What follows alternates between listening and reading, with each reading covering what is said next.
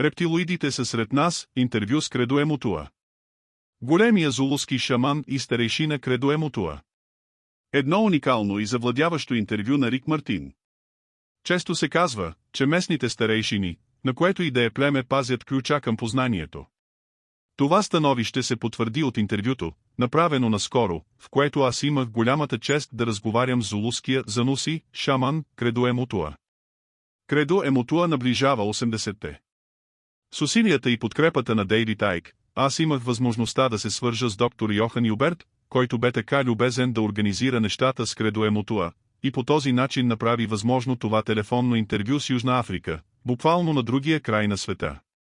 Ние от Сепектрум бихме искали да изкажем нашата дълбока благодарност, както на Дейвид Айк, така и на доктор Юберт, за техните огромни усилия да разкрият на света истината, която този човек знае и пази. За първи път чух за Кредо Емотуа преди 5 години. По това време изглеждаше невъзможно да говорим директно по телефона с него, по простата причина, че той живее на място, където няма телефон. Когато научих от Дейвид Айк, че е прекарал известно време с Кредо Емотуа, и че той не би имал нищо против да разговаря с Сепектрум, това бе достатъчно за мен. Благодарение на чудото на международните телефонните линии, на 13 август ние направихме това, което се превърна в 4-часово интервю. И не, ние няма да съкратим нищо от него, нито ще го разделим на части. Разговора ви предаваме дума по дума, тъй като това е начина, по който ние работим, уважение към отсрещния, както и това да правим добра и почтена журналистика. Кредо Емотуа е човек, който Дейвид Айк описва като най-невероятният, изпълнен с познание човек, който имах привилегията и честа да наричам приятел, гений. След разговора ми с Кредо Емотуа аз бях на същото мнение.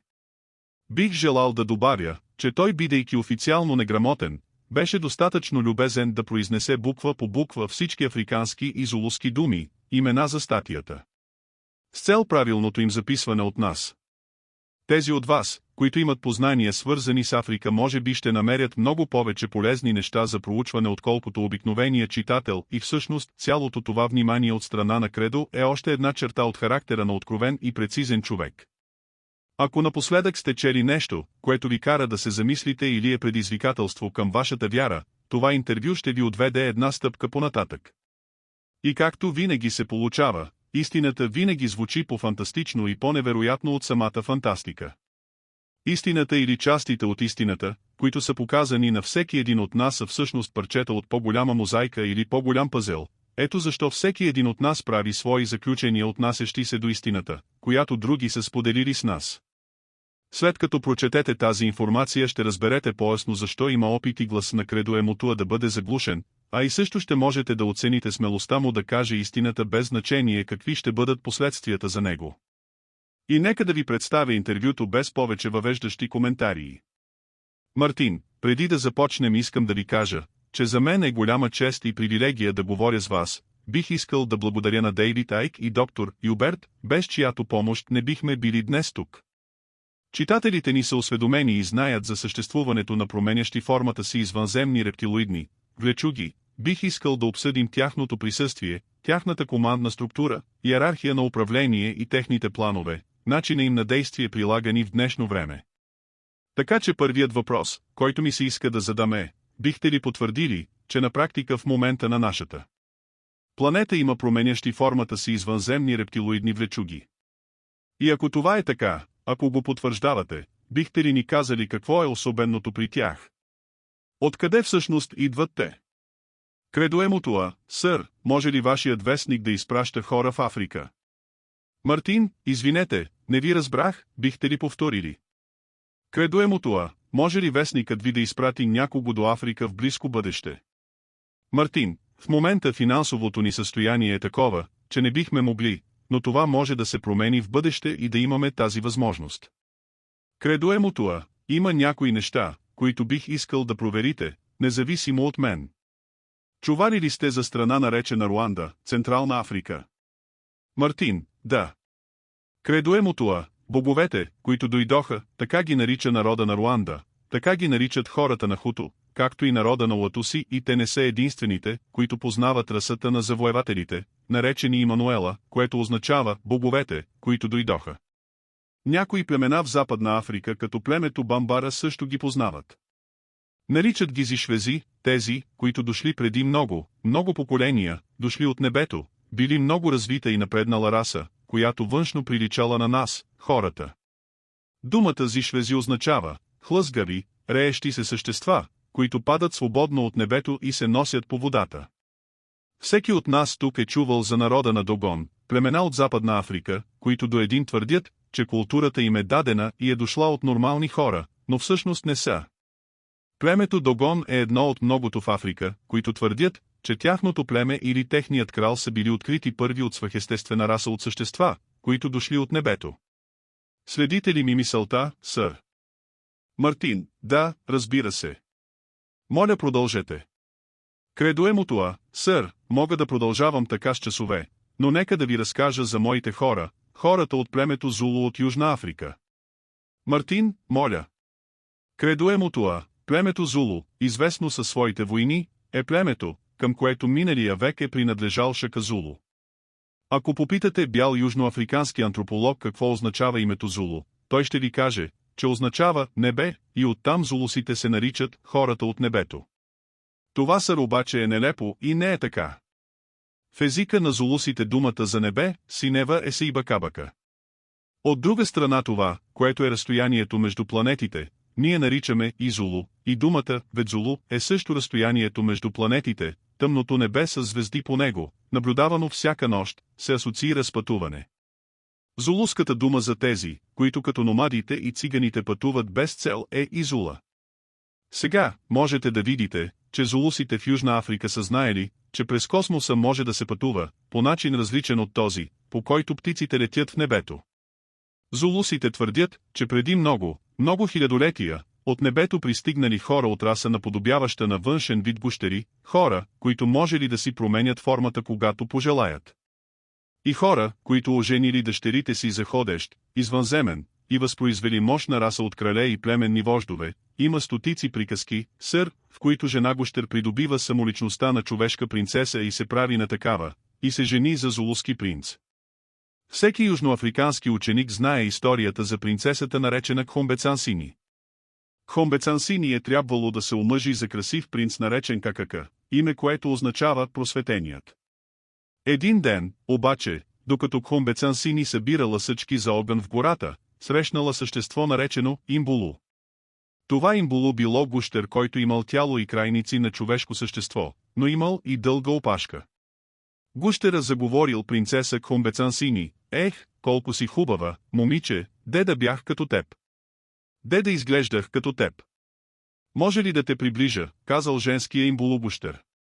А принцесата отговорила: „Да, можеш.“ Тогава гущерката, която била по-висока, приближила и момичето и се изплюла и в очите и започнала да се променя. Станало така, че гущерката изведнъж придобила човешка форма, и все повече и повече заприличвала на момичето, с изключение на дългата и заострена опашка. Внезапно гущерката нападнала принцесата, притиснала я и изсмъкнала накитите и сватбената пола, и сложила всичко на себе си. Така че гущера се превърнал в принцесата. В гората сега имало две идентични жени, превъплътената гущерка и истинската принцеса. Гущерката казала на принцесата: „Сега ти си ми робиня. Сега ще ме заведеш на сватбата. Аз ще съм на твое място, а ти ще си ми робиня, хайде.“ Тя взела пръчка и почнала да бие бедната принцеса. Освен принцесата, я придружили и други момичета, които били шаферки, както повелява зулуската традиция, и така стигнали до селото на принц Какака. Преди да влязат в селото, жената с променена форма трябвало да се погрижи за опашката, която тя все още имала. Трябвало някак да я прикрие. Тя заставила принцесата да събере съчки и клонки и да направи мрежа от тях, в която тя набутала опашката си и я прилепила към себе си. Сега, погледнато отстрани, тя изглеждала като зулуска с привлекателни, много големи бедра. А после, когато пристигнала и се оженила за принца, започнали да се случват странни работи в селото. Всичкото мляко започнало да изчезва, защото всяка нощ принцесата с променена форма, фалшивата принцеса, си изваждала опашката и с нея смучала всичкото вкиснато мляко през дупката, която имала на върха на опашката. Тогава свекървата казала: „Какво става тук? Защо изчезва млякото? А после казала, разбирам, сред нас има имбулу. Свекървата, която била възрастна и умна, казала, трябва да се изкопае дупка пред селото. Тази дупка да се напълни с мляко. Това било сторено. Тогава било наредено на шаферките да прескачат тази дупка. Те всички я прескочили. Променената принцеса също била заставена да прескача, и когато тя прескочила дупката, опашката й се отвързала и почнала да суча от млякото в дупката. Войните убили лъжливата принцеса. И така принцеса Кхомбецан Сини се оженила за краля, крал Какака. Знаете ли, тази история има много версии. Из цяла Южна Африка, сред много племена, могат да се намерят истории за тези невероятни същества, които могат да се превръщат от влечуги в човешки същества, и от влечуги във всякакви други животни. Тези същества наистина съществуват. Където и да идете, Южна, Източна, Западна и Централна Африка, тези същества се описват по един и същ начин. Даже и сред племена, които през дългата си история, въобще не са били в допир помежду си. Така че, те наистина съществуват. Откъде идват, аз не мога да кажа със сигурност, сър. Но те се асоциират с някои звезди по небето, и една от тези звезди е част от група звезди, намиращи се в Млечния път, които народа ни нарича Ингияб, означаващо Великата змия. Има една червена звезда, червеникава звезда, намираща се към краят на огромна редица от звезди, наричана от народа ни Изоненка Нямба. Това е звездата, която наричате Алфа Кентавър. Това си заслужава да се разгледа, сър. Защо повече от 500 племена в местата, в които съм бил, в Африка, през последните около 40 или 50 години, всички от тях описват подобни същества? Предполагало се е, че тези същества се хранят с нас човеците, имали са сблъсък с самият Бог, защото искали пълен контрол над Вселената. И Бог водил ужасна битка с тях и той ги накарал да се крият, победил ги. Накарал ги да се крият в подземни градове. Те се скрили дълбоко под земята. Те винаги чувстват студ, говори се, че в подземните кухини има огромни огньове, които се поддържат от поробени, зомбирани хора. Още се говори, че тези зусвази, тези имбулу, или както и да ги наричаме, не са в състояние да ядат твърда храна. Те или ядат човешка кръв, или консумират енергията, която се отделя, когато много хора по земята воюват и се избиват. Срещал съм хора, които са избягали от поранните масаки в Руанда, преди години, и те бяха ужасени от това, което се случи в тяхната държава. Те казаха, че клането над племето Хуто, от страна на ватусите, и над ватусите от страна на Хуто, е храна за чудовищата Имануела. Защото тези Имануела обичат да вдишват енергията, отделяна когато много хора изпитват страх, или биват избивани. Разбирате ли какво искам да кажа, сър? Мартин, да, напълно. Кредо е му това, а сега ще ви кажа нещо интересно, сър.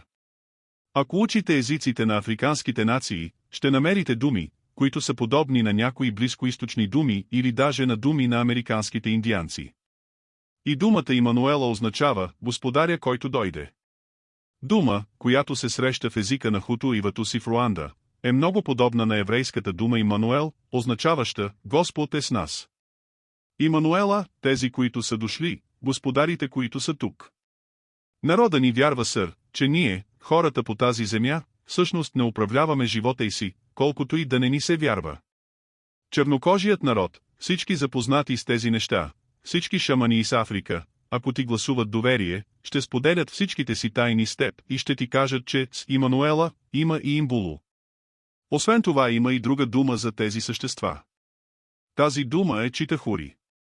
Когато читахурите кацнали на планетата, те почнали да променят хората. Моля ви да ми простите, но трябва да ви разкажа тази история. Това е една от най-странните истории, разказвани в Африка. Историята се е разказвала сред тайните общества на шаманите и други, в които все още се пази древно познание и мъдрост. Историята разказва за това как над земята се стеляла гъста мъгла, и хората не можели да виждат слънцето на небето, нито пък луната, а само се виждала светлината, идваща от тях. Мъглата не позволявала те да се виждат. Нямало бури. Целият свят бил много гъсто залесен. Имало огромни джунгли. Хората по това време живеели в мир. Говори се, че по това време хората били щастливи и нямали слово. Хората само издавали странни звуци като щастливи маймуни и бабуни. Сегашното слово не съществувало тогава. И през тези векове, хората разговаряли с умът си. Мъжете можели да повикат жена си, като си помислили за нея, за лицето й, за мирисът й, за нейните коси. Ловците можели да идат в гората и извикат животните, и животните избирали едно от тях, болно и старо, което да се предложи на ловеца. Ловеца го убивал бързо и носел месото му в пещерата си. Нямало насилие срещу животните. Нямало насилие срещу природата, от страна на човеците. Хората искали храната си от природата. Те заставали под дърветата и си помисляли за плодовете, и тогава дърветата пускали плодовете си. Когато дошли читахурите, те летели в ужасни съдове. Хвърчали по въздуха, приличащи на огромни паници, издаващи ужасен звук. Читахурите нападнали хората, с мълниени камшици, и им казали, че те са велики богове от небето, и че ще имат големи дарове от Бога. Тези, така наречени, богове, които приличали на човешки същества, но доста високи, с дълги опашки и ужасни пламтящи очи. Някои от тях имали жълти светещи очи, а някои дори имали и трето око, което било кръгло и червено и се намирало в центъра на челото. Тези същества отнели силите на хората, като например говора без думи, или преместване на предмети с силата на мисълта. Те още отнели и възможността да се вижда в бъдещето и миналото, и възможността за духовни пътувания в други светове. Всичко това сега било отнето, от читахурите, но пък в замяна хората получили дар слово. За ужас на хората този дар, словото, ги разединил.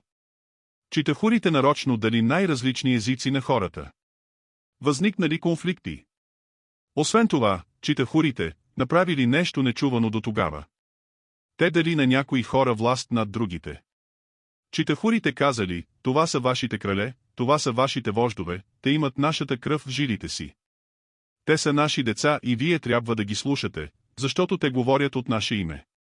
Ако не слушате какво казват тези хора, ще бъдете наказани жестоко. Преди читахурите и съществата им було, хората живеели в духовно единство. След тяхното идване настъпило разделение, не само по език, а и духовно. Тогава човешките същества получили, от читахурите, нови странни чувства. Хората започнали да чувстват несигурност и почнали да издигат големи дървени огради около селата. Хората почнали да създават държави. Започнали да се делят на племена, да създават граници и укрепления. Появили се амбиции и лакоумия. Хората поискали да придобият добитък и черупки от миди.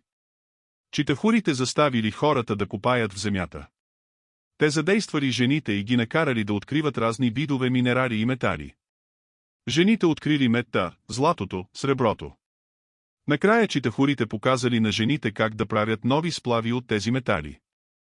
Така се появили бронзът и месингът. Читахурите премахнали свещената мъгла, която произвеждала дъжд. За пръв път хората видели звездите, и тогава читахурите им казали да не си мислят, че Бог живее под земята, и че трябва да вярват, че Бог е в небесата. Читахурите пожелали хората да правят неща, които да задоволят този Бог в небесата.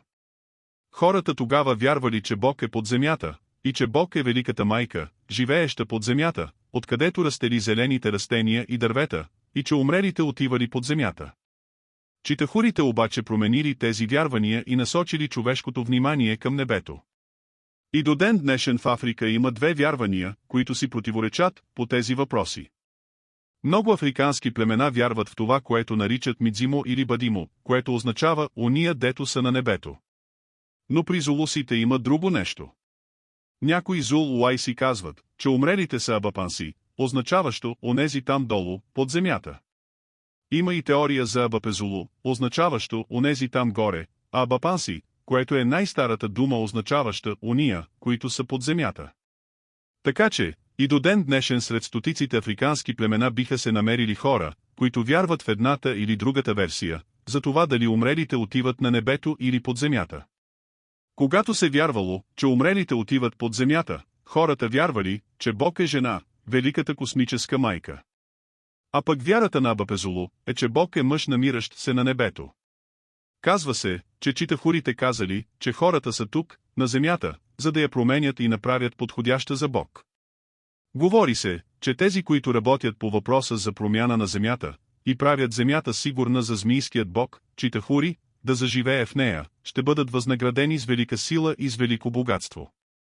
Сър, аз съм наблюдавал разрухата на земята, в годините през които аз се запознавах с тези неща и ги проучвах. Защо хората рушат земята? Това, което правим, се среща само при африканските слонове, които унищожават дърветата около местата, където пребивават. Ние правим точно същото. На много места, в Африка, сега е пустош. В Южна Африка се намира пустинята Калахари, под която открих древни руини, което означава, че някога това, което е било плодородно място, сега заради човешката дейност, е пустиня. Някога ходих на сафари в Сахара и открих, че някога там е имало живот, там където сега има само гори скали и шептящ пясък. С други думи, Сахара е била плодородно място, унищожено от хората. Защо? Защо хората се чувстват толкова несигурни и защо искат толкова власт, та да превърнат земята в пустиня, в която няма да могат да живеят? Защо? Въпреки че са ни известни последиците, продължаваме да изсичаме джунглата в Африка. Защо сме тук, да изпълняваме програмата на читахурите? Колкото и да не искам да го повярвам, отговора е, че това е така. Ужасно, но е така. Един от мъдрите ми приятели е доктор Съдчин, бележка на автора, това е доктор Захария Съдчин, автор на много провокативни книги за извънземна намеса на Земята, датираща от древността. Според древни шумерски текстове, дълбани в глина, богове дошли от небето и накарали хората да добиват злато. Историята се потвърждава от африканските легенди, за боговете дошли от небето и поробили хората, но хората не винаги осъзнавали, че са поробени. Друго нещо, което се говори сред народа ни, е, че читахурите ни преследват като лешояди. Те издигат някой от нас, изпълват го с гняв и много амбиции, и го превръщат в велик воин, способен на ужасни неща. Накрая, читахурите не позволяват на този, когото са издигнали като велик владетел, да умре в мир. Те го използват да създадат колкото се може повече войни, а накрая той сам умира насилствено, в ръцете на други. Нашият крал, Шака-Зулу, е провел над 200 войни през над 30-годишното си управление. А накрая той самият бива убит. Когато майка му умира, губи желание за повече битки. Шака-Зулу дължи величието си на краля, който царувал преди него. Този крал бил Дингисваю. Дингисваю водил войни, опитвайки се да обедини зулуският народ в едно голямо племе. Виждал как белите прииждали от пристанищата, и той решил да обедини хората в единна нация и отблъсна опасността, която е надвиснала над тях. Тази опасност идвала от страна на белите. Случило се така, че след много извоювани победи, крал Дингисваю внезапно се разболял и получил увреждане на очите си. Той се опитвал да прикрие проблемите със зрението си. Но една кралица, от друго племе, научила за проблемите с очите му. Тя се казвала Нтумбази. Нтумбази взела бойната си секира и нанесла смъртоносен удар на Дингисваю, след като го поканила в колибата си и го нагостила. Подобно нещо се случва и при някои големи бели ръководители, Наполеон, в Европа, който умира осамотено на един остров, в Атлантика. Той поставя пистолет в устата си и се самоубива, както се говори, Хуната Тила, който бива убит от жена, и много други велики лидери, завършили насилствено живота си, след като са убивали много хора. Крал Шака бил наруган от доведения си брат, който го пробожда със специално копие за нанасяне на смъртоносни удари. Юлий Цезар също е имал подобна смърт. Винаги война умира по начин, по който не би трябвало. Крал Артур, в Англия, е убит от собствения си син, след дълго и храбро царуване. Има и много други такива примери. Всичко това показва, че колкото и налудничаво да изглежда, хората са водени от сили, каращи ги да вървят към само разруха. Колкото по-скоро се запознаем с тези неща, толкова по-добре ще се справим с тях. Мартин, смяташ ли, че тези същества са навсякъде по света, или са най-много в Африка? Кредо е Мутуа, смятам, че те се намират навсякъде по света, и с уважение, въпреки че мразя да говоря толкова за себе си, аз съм един човек, който е пътувал много по света. Бил съм и във вашата държава САЩ. И в Австралия съм бил, и в Япония също. Където и да ходех, се чувах истории за тези същества. Например, през 1997 година посетих Австралия и потърсих австралийските чернокожи, аборигените. Когато ги намерих, те ми разказаха удивителни истории. Такива истории чух и в Япония и Тайван. Навсякъде, където все още има шамани и народни учители, ще чуете такива истории. И нека ви кажа какво научих в самата Австралия.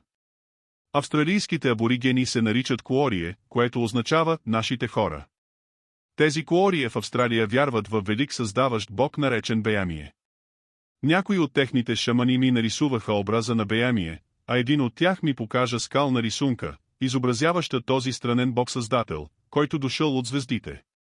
Когато погледнах това, което са нарисували, видях, че то прилича на Читахури. Познах го от началните ми шамански години. Имаше голяма глава. Големи очи, подчертани в рисунката. Съществото нямаше уста, а пък имаше дълги ръце и очудващо дълги крака. От моя народ в Африка знам, че така се изобразява Читахури. Питах се, защо? Намирам се в страна на хиляди километри, и тук виждам същество познато като Беямай или Бееми, същество, което аз африканецът познавам. Сред американските индианци, съри по-специално сред някои племена в Америка, като хопите и тези, които живеят в сградите наречени Пуебло, се среща история за същества наречени качина. Хората там си слагат маски, за да приличат на тях. Някои от тези качина са доста високи и имат голяма кръгла глава. Досущ като в Африка. В Африка наричаме тези създания гвубву, или другата дума е чиняво. Изглеждат напълно еднакви, съществата чиняво при нас и тези гвубву при индианците. Защо ли е така? Имало ли е допир между африканци и индианци? Кога? Това е една от най-големите мистерии. Това е едно от нещата, които ме удивляват по света. Тези същества съществуват и колкото по-скоро скептиците го проумеят, толкова по-добре. Защо човечество не прогресира? Защо се въртим в омагюсания кръг на разрухата? Вярвам, че хората по природа са добри. Хората не искат войни. Хората не искат да разрушат света, в който живеят, но някои същества или сили карат хората да се само разрушават. Трябва да осъзнаем това колко се може по-скоро. Аз живея в Африка. И тук е народът ми. Тук е домът ми. Но виждам как войни, които са напълно безсмислени, разрушават Африка. Индия, която като Африка, преминава през мъките на колониализма, под френска, английска и друга власт. След като получава независимостта си, Индия постига такива неща, които досега Африка не е успяла. Защо? Индия прави своите ядрени експерименти, днес вдъхва респект от други държави. Индия изстрелва сателити в орбита, но има същите проблеми като Африка, населението и нараства. В Индия има крайно бедни и крайно богати хора, има конфликти на религиозна и етническа основа, но въпреки това постига такива неща, каквито Африка не успява да постигне. Питам се, защо? Защо?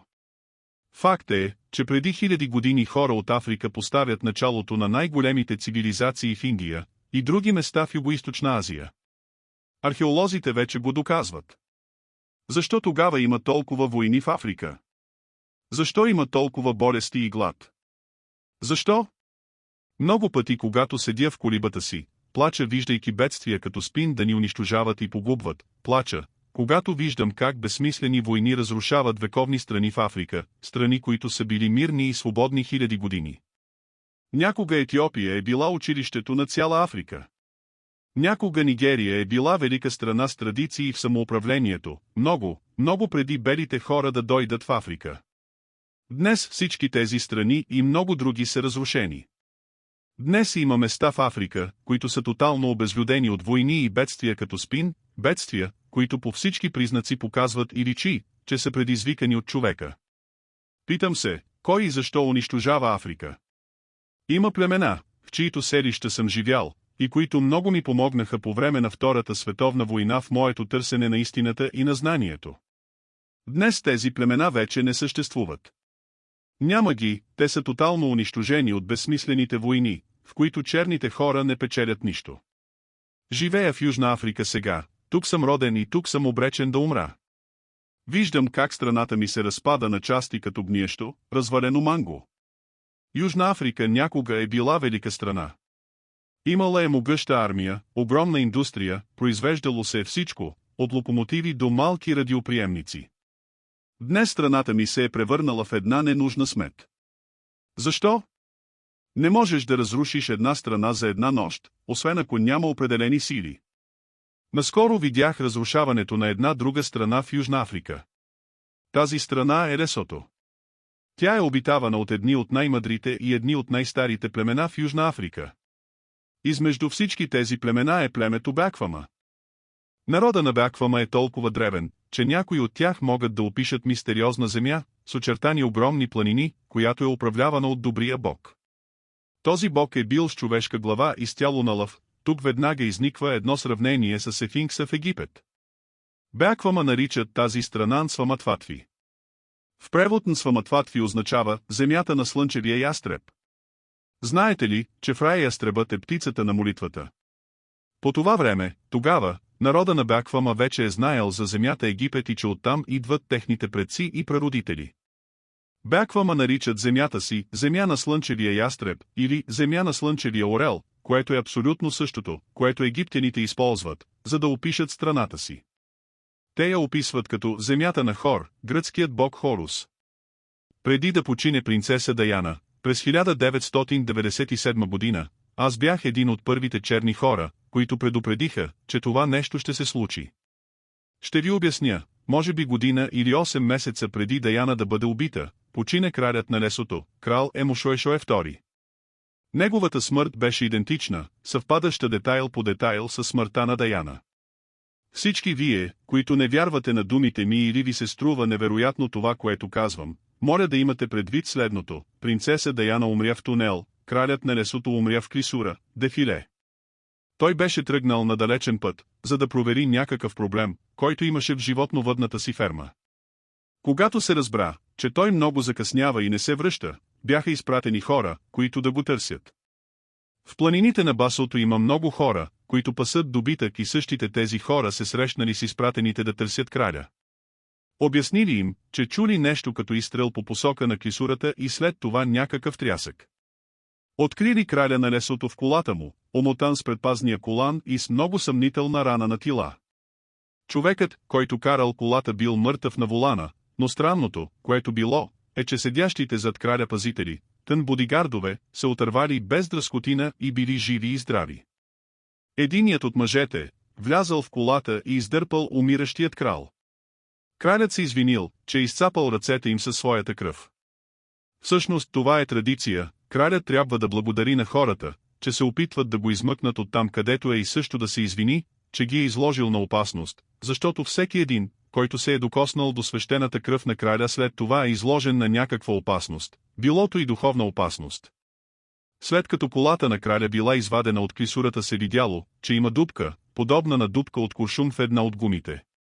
След като колата била закарана на сигурно място, дупката в гумата някак била оправена и вече я нямало. Разбира се, колата е оставена на място, където всеки би могъл да има достъп до нея.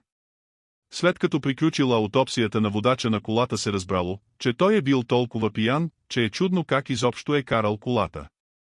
И като добавка, водачът не бил същият, който обикновено кара колата на краля, бил сменен. Сега, сър, виждате ли мистерията тук? Смъртта на краля на Лесото абсолютно съвпада с трагедията, която предстояло да се случи с принцеса Даяна. Народът на Лесото бил подложен на много вандалства след смъртта на краля. Всичко това е в резултат на провели се избори, които всъщност бяха контролирани и нагласени. Днес Лесото е една контролирана нация, подложена на странни експерименти, един от които е експеримент, състоящ се в построяването на огромен язовир, който се предполага, че снабдява Южна Африка, но не и Лесото, с огромно количество вода. Много грозни слухове достигнаха до мен скоро. Те идват от страна, която е дала подкуп, за да се улесни построяването на язовира, за да може водните запаси на една страна да се използват за доставка на друга високо развита индустриална държава, имаща проблеми с водата в момента. Странни неща стават в Южна Африка, както и в други части на Африка, които аз като африканец не мога да си обясня. Просто за мен нямат смисъл.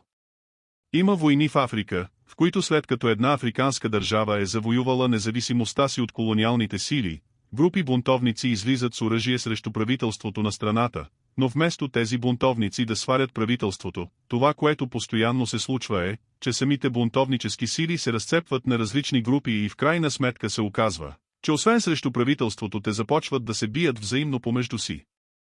И крайният резултат е, че в много африкански държави, страната е до такава степен унищожена, че хората винаги губят без значение коя партия е спечелила. Обединените нации пристигат за да създадат някакво подобие на мир. С други думи, африканците са започнали войни, които не водят до победа, а до унищожение както на самите тях, така и на техните хора. Погледнете най-дългата и най-ужасната война, която унищожава южните части на Судан. Погледнете ужасната война, която унищожава Ангола. Една част от света на изток от Южна Африка до такава степен е съсипана, точната дума, която използва Мутуа, е изнасилена от дългогодишните войни, че има места, където дори не може да чуете и песен на птица. Всякаква форма на живот там е изчезнала. Идва въпросът защо?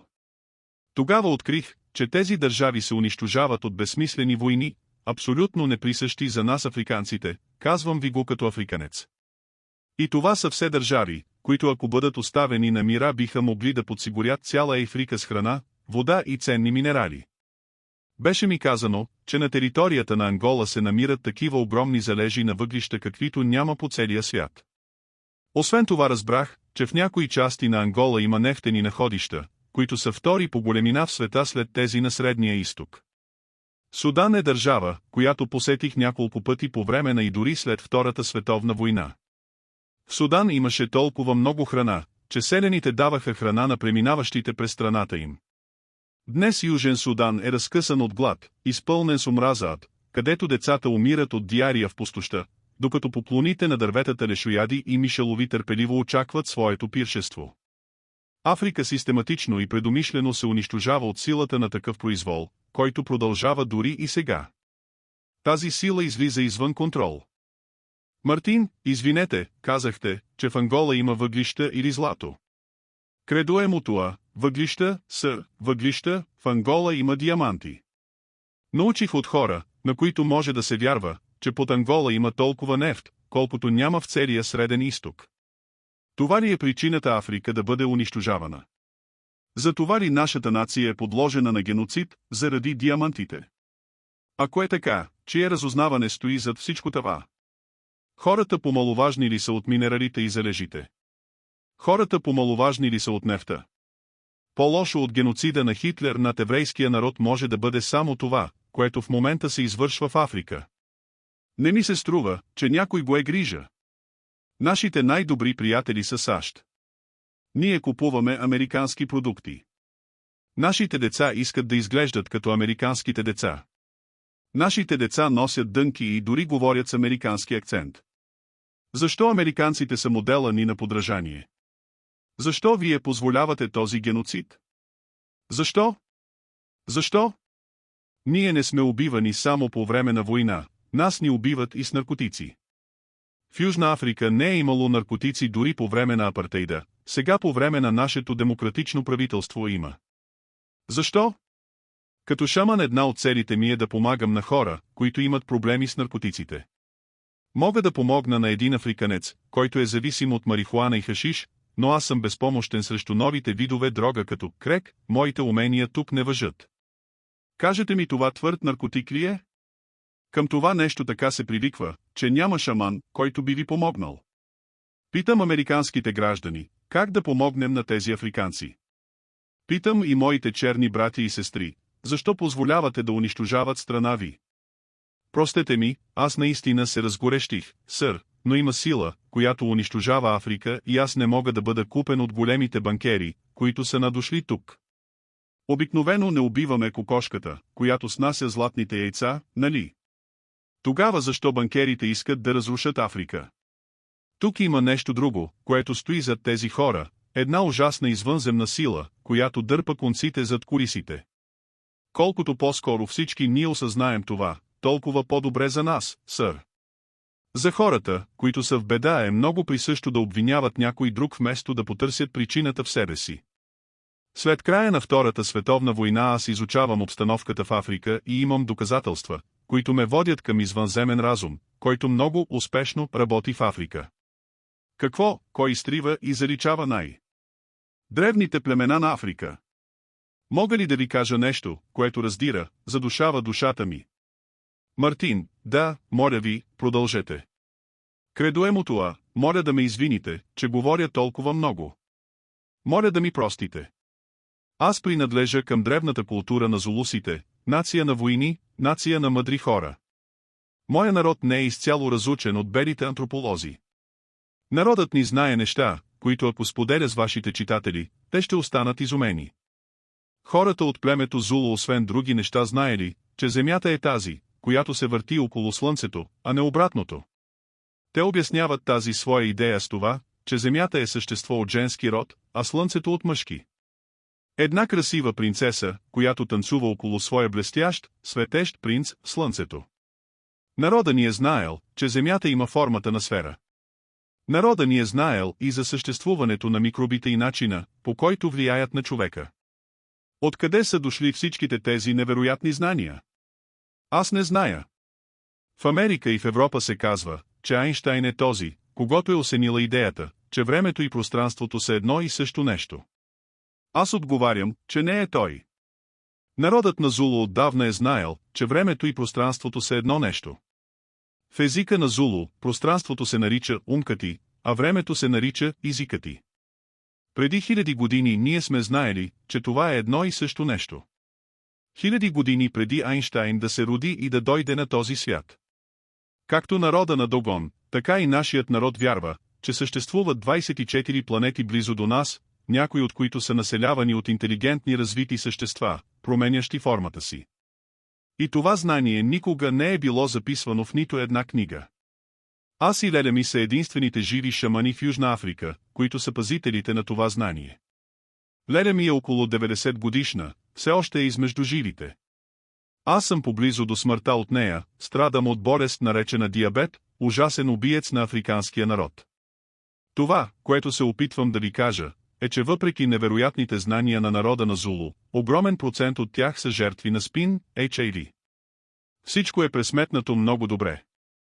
Сър, в следващите 50 години 3/4 от народа на Зулу трябва да умре. Аз съм пазител на свети, сакрални предмети, които съм наследил от дядо си. По майчина страна аз съм пряк наследник на последният истински Зулу крал Дингаме. Мое задължение като такъв е да пазя народа ни от всичко, което би застрашило съществуването им. Вижте, сър, всеки, който изучава и наблюдава човечеството с любов, разбиране и загриженост, осъзнава факта, че съществува един Бог, който отчаяно се опитва да се роди вътре във всеки един от нас. Ние, които знаем, се опитваме да се отвръщаме на ударите и да се борим, но има много хора, които не могат да се предпазят.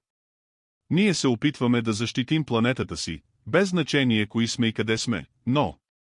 Имаше хора в Африка, които биха ви глобили и наказали, виждайки ви да отсичате дърво без да имате сериозна причина за това. Това беше обаче в миналото. С идването на белите хора това отношение изчезна. Сега обаче, усещам, че това нещо се завръща. Човекът вече се опитва, отчаяно се опитва да стане погрижовен и няма извънземен разум, който да ни отнеме това сега. Те отново ще се опитат да ни накарат да убиваме един други го и аз съм много притеснен, че това би могло да се случи отново. Сър, мога да ви покажа много странни неща, които африканския народ прави, за да се защити и предпази от силите пришълци. Тези неща правим, защото имахме ужасни лични преживявания. Еди ден се надявам, че ще мога да споделя с вас как бях похитен, сър.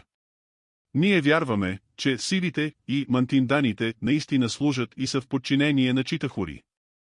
Белите хора не знаят за какво става въпрос, не са наясно и мислите им са погрешни. Белите хора мислят, че те експериментират с нас. Не повтарям не, те не правят експерименти с нас. Всеки един преминал през ада, докато е бил взиман от тях, ще ви каже, че те не правят експерименти с нас. Моля ви, сър, бихте ли ми дали малко време, за да споделя с вас какво точно ми се случи? Мартин, да, разбира се, имате всичкото време, което ви е нужно. Кредо Емутуа, това беше един много обикновен ден, сър, като всеки един друг. Беше красиво в източните планини на Зимбабве, които се наричат Инуангани. Бях инструктиран от учителя си да намеря една специална билка, която ние имахме намерение да използваме. Моят учител, жена на име Емошио, е родом от част от Зимбабве, някога наричана Родезия. Търсех билката и мислех единствено и само за това. До този момент аз не вярвах в никакви същества, защото никога не съм се натъквал на нещо подобно. Африканският народ вярва в много неща, сър. Изведнъж осъзнах, че температурата около мен пада, въпреки че беше много топъл африкански ден. Стана ми много студено. Обгърна ме светла синя мъгла, която изпълваше пространството между мен и източната планина. Спомням си, че стоях и глуповато се чудех какво ли би могло да бъде това нещо. Тък му бях започнал да изравям билката, която ми трябваше от земята. Изведнъж се озовах на много странно място, нещо като осветен, метален тунел. Лежах на нещо, което приличаше на много тежките и много дълги работни маси, които се използват за работа в мините. Аз съм работил в мините преди и това очевидно беше тунел обшит с метал. По някакъв начин усещах, че всъщност нямам допир с масата все още, просто не докосвам с тялото си масата, но лежа на масата. Лежах там, панталоните ми липсваха, както и тежките работни бутуши, които винаги обувам, когато излизам в планината. Това беше нещо като тунел стая. Там имаше светлина, но не светлина, каквато ние сме свикнали да имаме и да виждаме. Лампите изглеждаха като сияещи кръпки. Над изхода в далечината имаше нещо, което приличаше на надпис върху сребристо-сива повърхност. Съществата се приближаваха към мен, а аз сякаш бях хипнотизиран. Сякаш някаква вещица правеше заклинанията си над главата ми или върху мен. Но аз можех да видя приближаващите се същества и се чудех какво представляват те. Бях вцепенен и не можех да движа ръцете и краката си. Аз лежах там, както лежат добичетата определени за жертвоприношение пред олтара. Когато съществата се появяваха точно над мен, аз чувствах страх вътре в душата си. На ръст те бяха ниски същества, нещо като африканските пигмеи. Имаха доста големи глави, много тънки ръце и изключително тънки крака. Забелязах, сър, защото аз по природа съм артист, художник, че тези създания противоречат на всякакви пропорции от гледната точка на художник. Техните крайници бяха твърде дълги за тялото им, вратовете много тънки, а главите им бяха почти с размерите на една голяма диня. Имаха странни очи, които приличаха на очила. Те нямаха носове, като нас, а само малки дупчици на мястото горе-долу, където би трябвало да е носът, почти между очите. Устите им нямаха устни, само тънки процепи, сякаш направени с бръснач. Докато се заглеждах в тези същества, усетих нещо близо до главата си. Когато погледнах нагоре, там имаше друго същество, по-голямо от останалите, пренебрежително стоящо над главата ми, гледащо право надолу към мен. Погледнах в очите му и бях тотално хипнотизиран, разбрах, че съществото иска аз да продължавам да гледам в очите му. Вглеждайки се дълбоко зад тези черни, подобни на очила неща, аз видях истинските очи на това същество. Очите му бяха кръгли, а зениците бяха продълбовати като на котка. Нещото не движеше главата си, виждаше се обаче, че диша. Можех да видя, че ноздрите му се движеха, затваряха се и се отваряха. Но ако някой сър ми кажеше, че от мен се носи такава миризма, каквато идваше от това същество, щях да му ударя един в лицето. Мартин, смее се. Кредо Емутуа, нищо не мирише така, както това същество. Странна миризма, която те хваща за гърлото, химическа миризма, като развалени яйца, а също и като гореща мед, изключително силна миризма. Когато ме погледна отново, почувствах силна болка в лявото ми бедро, все едно забиваха меч в бедрото ми. Крещех от болка, викайки майка си, а съществото постави ръка на устата ми. Ако искате да разберете какво точно е усещането, вземете крака на едно живо пиле и го поставете пред устните си, така ръката на съществото се чувстваше, държейки моите устни. Имаше слаби, дълги пръсти, с повече живец в тях, отколкото моите човешки пръсти имат. Палецът на ръката беше не там, където трябва, Всеки един пръст завършваше с дълъг черен нокът, точно като при някои африкански птици. Съществото ми казваше да мълча. Не зная колко дълго е продължила тази ужасна болка, аз крещех и крещех отново. И след това толкова неочаквано, нещо се откъсна от плътта ми, погледнах към бедрото си и го видях цялото в кръв. Видях едно от съществата, те бяха 4, но не това над главата ми. Те носеха плътно прилепнали по телата им гъщеризони, сребристо-сиви на цвят, а цвета на телата им напомняше на няколко вида риба, които се срещат в морето близо до Южна Африка. Съществото, стоящо над главата ми очевидно беше женско, беше някак си различно от другите, по-високо и по-едро, въпреки че нямаше гърди като на жена и явно беше женска. Очевидно бе, че другите се страхуваха от него. Не знам как да го опиша. По време на този кошмар едно от останалите същества се приближи към мен, ходейки настрани, с резки движения, сякаш беше пияно. Придвижваше се по масата от дясната ми страна и застана до другото, което стоеше над главата ми. Преди да разбера какво се случваше или въобще какво става, завря нещо в дясната ми ноздра. Беше като малка сребърна писалка с кабел в единия край. Сър, болката не може да се опише с думи. Присна кръв навсякъде, задавих се и се опитах да изкрещя, но кръвта нахлу в гърлото ми, беше кошмарно. Послето издърпа това нещо навън, аз се опитах да се боря и да се изправя. Болката беше ужасна, но съществото над главата ми постави ръката си на челото ми и ме притисна надолу, почти без никакво усилие. Давех се и се опитвах да изплюя кръвта, накрая успях да си извърна главата надясно и изплюх, след което ми направиха нещо, но не зная какво. Всичко, което знам, е, че болката изчезна и на нейно място в главата ми започнаха да плуват някакви видения. Картини от градове, някои от които познати от мои пътувания, това бяха градове унищожени наполовина, сгради, чието покриви бяха отнесени, а прозорците изглеждаха като празни очни орбити на череп. Тези видения ми се появяваха отново и отново.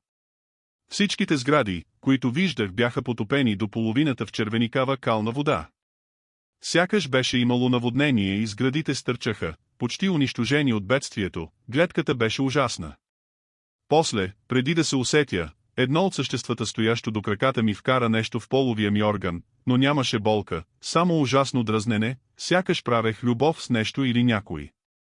След като съществото извади това нещо, което приличаше на малка черна тръбичка, аз направих нещо, което имаше странен ефект, но не го направих умишлено. Мисля, че пикочният ми мехур беше отворен, защото уринирах право в гърдите на съществото, което беше извадило нещото от моя орган. Сигурен съм, че дори и да го бях застрелял, съществото нямаше да реагира така. Отмести се рязко и почти падна.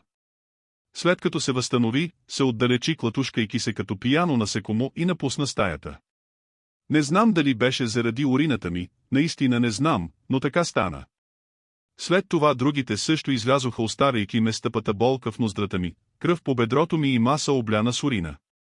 А съществото над главата ми въобще не се беше помръднало. То просто стоеше там, докосвайки лявото си рамо с дясната си ръка по странно красив и женствен начин. Стоеше си там и ме гледаше. Лицето му беше безизразно. Не забелязах никой от съществата да говори или да издаде какъвто и да е звук. После от някъде пристигнаха две други. Едното от тях беше изцяло метално. Все още в най-лошите си кошмари виждам това същество. Беше високо, голямо и мястото, където бяхме, беше твърде малко за него. Вървеше леко приведено напред и определено не беше живо. Беше метално, някакъв вид робот. Приближи се и се изправи близо до краката ми, цялото му тяло тромаво се наклони, докато то ме гледаше. Нямаше уста, нямаше нос. Имаше само две ярки очи, които променяха цвета си и явно някак си се движеха като примигване на електрическо устройство. В този момент зад това огромно наведено създание се приближи същество, което ме удиви. Изглеждаше като много надуто, имаше розова кожа и тяло много приличащо на човешко. Имаше много светли сини очи. Косата му изглеждаше като направена от найлонови влакна, имаше високи скури и почти човешка уста с плътни устни и малка стърчаща брадичка. Това същество, сър, беше определено женско, но имайки предвид, че съм художник и скулптор, забелязах, че всичките му пропорции бяха объркани, не беше нормално. Първо, гърдите му бяха малки и щръкнали и поставени твърде нависоко върху гръдния кош, не на нормалното място на женските гърди. Тялото му беше мощно, почти дебело, но краката му бяха твърде къси. Ръцете също бяха твърде къси спрямо останалата част от тялото му. То се приближи, погледна надолу и преди да осъзнае какво прави, то някак си се съвокупи с мен. Беше ужасно преживяване, сър, по-лошо дори от всичко, което ми се беше случило до момента. Дори и сега, 40 години по-късно, тази травма има ефект върху целия ми живот. След като тези същества излязоха, остана само това, което беше стояло над главата ми. Хвана ме за косата и ме разтърси, след което ме сграбчи за главата и насила ме накара да се изправя и да сляза от масата.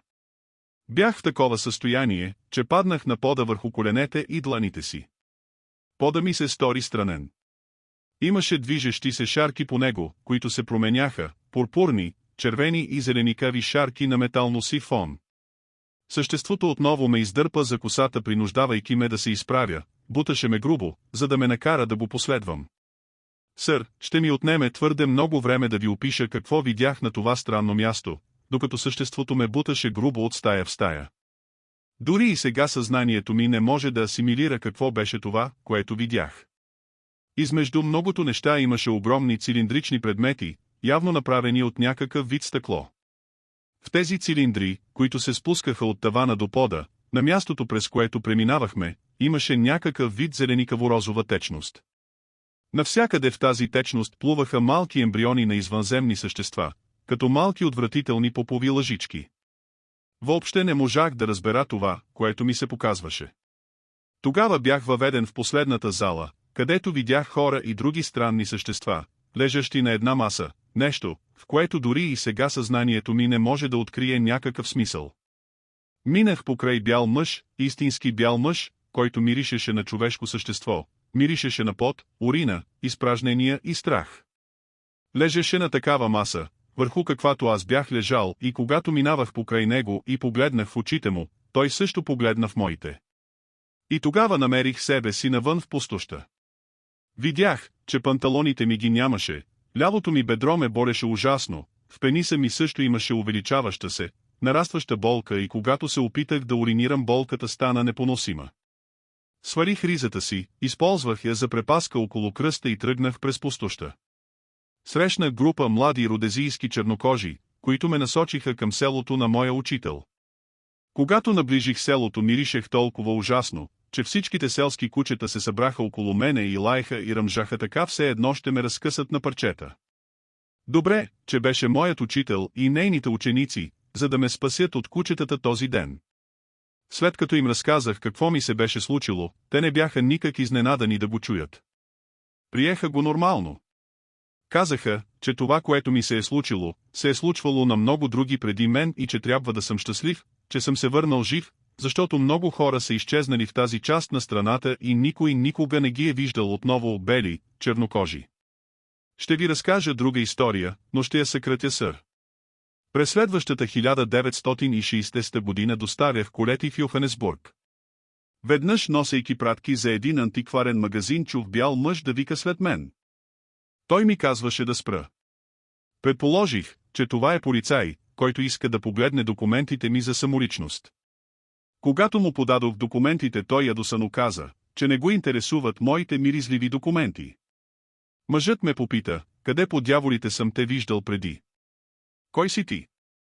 Аз отговорих, аз съм никой, сър, аз съм просто един работник.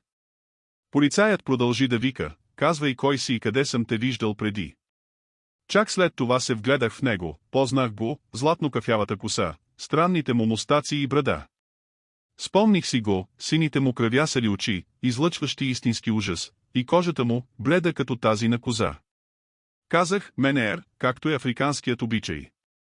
Менеер, видяхте в Родезия на едно място под земята.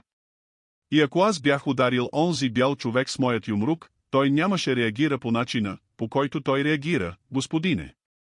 Той се обърна и си тръгна с ужасно изражение на лицето си и от другата страна на улицата вече беше изчезнал. Ето това се случи, което в никакъв случай не е някакво уникално преживяване. От тогава насам срещнах много хора с подобно изражение на лицето, повечето от тях бяха от местните чернокожи, жена, която дори не можеше да пише и да чете. Идваха при мен, за да търсят помощта ми като шаман, но самият аз търсех някого, който да ми каже какво точно ми се беше случило. Защото, сър, когато биваш хванат от мантиндане, си толкова травматизиран, животът ти става странен, чувстваш се много посрамен, развиваш самоненавист, която не можеш да разбереш и има едва доловими промени във вашият живот, които нямат смисъл за вас. Единственото добро е това, че развиваш любов към човечеството. Искаш да хванеш всеки един за раменете и да изкрещиш: «Хей, събудете се хора, ние не сме сами, аз знам, че не сме сами». Развиваш чувството, че живота не ти принадлежи вече, местиш се от място на място, пътуваш, започваш да се тревожиш за бъдещето, започваш да се тревожиш за хората. И още нещо, сър, придобиваш знания, които не ти принадлежат. Развиваш познания за космоса, времето, създаването, които нямат много смисъл за теб, защото ти си един обикновен човек. Това е етап след ужасното мъчение, след като всяко съдържание е било премахнато. Нещо като размяна, след която ти знаеш неща, каквито неща не знаят другите хора. През 1966 година в Южна Африка бях арестуван. Бяха времена, когато всеки чернокож интелектуалец, без значение дали е той или тя, биваше посещаван от наистина гадни хора, които те измъчваха, понякога използваха електричество и електрически устройства за мъченията си и задаваха въпроси. Когато тези хора ме измъчваха, имаше моменти, в които аз усещах какво си мислят те, знаех техните мисли. Има трансфер на мисли, когато биваш измъчван от хора, не само от сиви. Например, когато един определено гаден полицай от тайната полиция идва да те бие, преди да отвори дори вратата на стаята, в която те държат, ти знаеш какво си мисли той. Ти знаеш, че той идва, знаеш какво възнамерява да направи той с теб. В този ден в мен нахлуха мислите и виденията от съзнанието на сивите същества.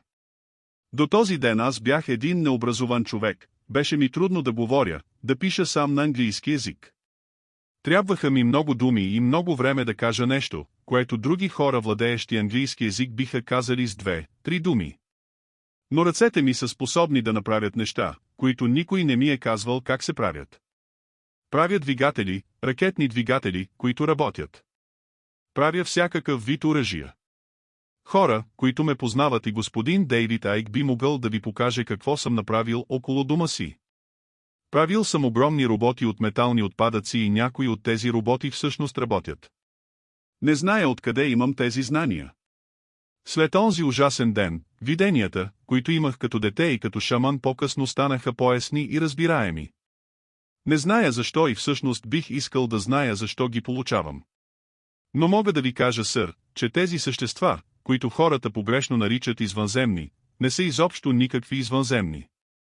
От много години на наблюдения и размишления мога да ви кажа, че тези мантиндане и други същества, които не са от земята, са напълно съвместими сексуално с хората. Тъй са абсолютно способни да забременят една африканка.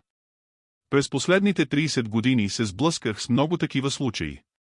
В нашата култура на аборта се гледа по-сериозно дори и от едно убийство. Ако една жена от Южна Африка забременее от непознат и след време нейната бременност изведнъж изчезне, роднините и започват да я обвиняват, че е направила аборт. Тя пък им казва да я заведат при Сангома, това е някой като мен.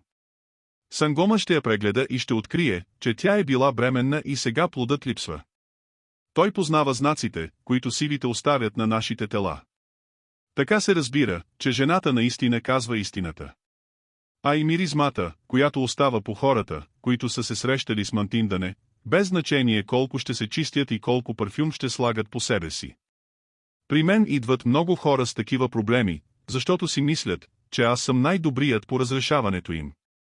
През последните 40 години прегледах много жени, които са забременели от сивите същества, и тяхната бременност е била мистериозно прекъсвана, оставяйки жената с чувства за вина и отхвърлена от семейството си. Мое задължение стана да убеждавам семействата на тези жени, че те нямат вина, да лекувам душевните и ментални травми, останали от преживяванията. Да помагам на семействата да забравят и да преодолеят това, което се е случило. Сър, ако тези същества са от много далечна планета, как успяват да правят това с нашите жени? Защо тези същества, които подмятат половите си органи с червено окосмяване по тях, докато аз лежа на онази маса. Сър, защо те имат органи, които са абсолютно различни от органите на нашите жени и все пак разпознаваеми от мен като женски полови органи? Органите на тези същества са на грешното място. Органите на нормалната жена са между краката, а органите на съществата са много по-напред. Имат същото окосмяване като нашите жени. И е видно, че това са женски полови органи, просто можеш да ги познаеш. Така че, сър, тези така наречени извънземни изобщо не идват отдалече. Аз вярвам, че те са сред нас, вярвам, че те имат нужда от определена субстанция, вещество от нашите организми. Така както някои хора взимат вещества от диви животни и ги използват в нашия живот. Вярвам, сър, че този много опасен феномен трябва да бъде изучаван много внимателно и субективно съзнание. Твърде много хора попадат в изкушение, разглеждайки тези извънземни, като надарени, супер същества. Наистина те са солидни, но те са като нас, сър. Даже нещо повече ще ви кажа, сега ще направя изказване, което много ще ви изненада. Силите извънземни, сър, са ядливи, те стават за ядене. Изненадан ли сте? Мартин, моля ви да продължите. Кредо е мутуа, казвам ви, господине, те стават за ядене. Мартин, да, чух ви и съм много изкушен да. Кредо е мутуа, тяхната плът е протеинова, така както всяка плът на земята, но всеки един, който погълне от плътта на силите, изпада в състояние много близко до смъртта. Аз почти умрях. В Лесото има една планина наречена Лариб, наричана плачещата каменна планина. През последните 50 години, поради различни причини, извънземни кораби катастрофираха и се блъскаха в тази планина. Последният такъв случай беше отразен във вестниците, не толкова отдавна.